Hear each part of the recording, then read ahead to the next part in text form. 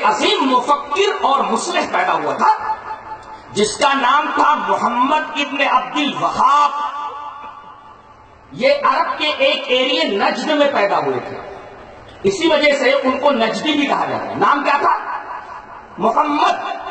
باپ کا نام کیا تھا؟ عبد الوہاب. پیدا کب ہوئے؟ 1115 ہجری کے اندر. اب ان کا نام محمد، تو ان کی طرف اگر اہل حدیثوں کو منسوب کر کے بولنا ہے تو محمد ہی بولو، اس لیے کہ ان کا نام محمد تھا.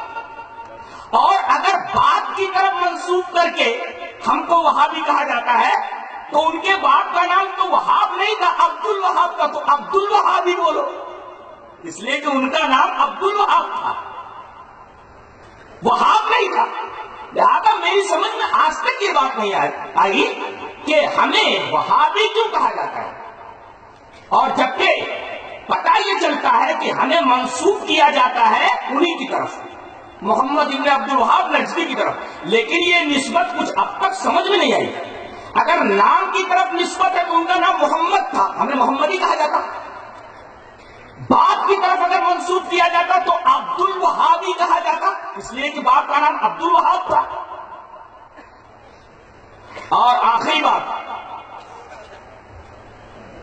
یہ حنبلی المسلک تھے، اور آپ کو معلوم ہے کہ اہل حدیث کسی شخصیت کی طرف اپنے آپ کو منسوب نہیں کرتا، اپنے آپ کو وہ حنفی نہیں کہتا، اپنے آپ کو وہ مالکی نہیں کہتا، اپنے آپ کو وہ شافعی نہیں کہتا، اپنے آپ کو وہ حنبلی نہیں کہتا.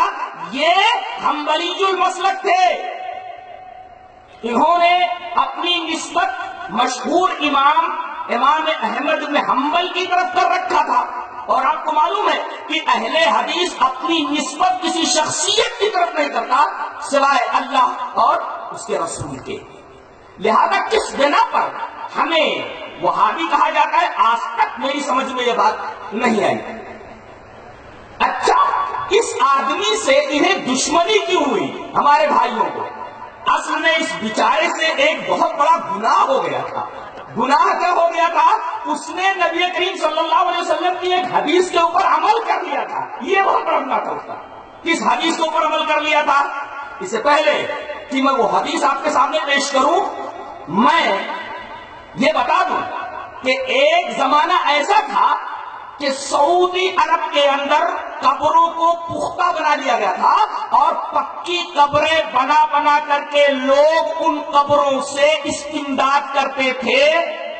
قبر والوں کو مشکل کشائی کے لیے پکارتے تھے، ان سے استمداد کرتے تھے، مدد مانگتے تھے.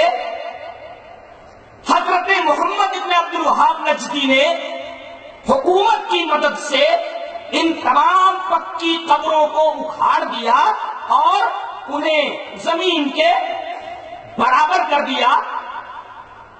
انہوں نے کون سا گناہ کیا؟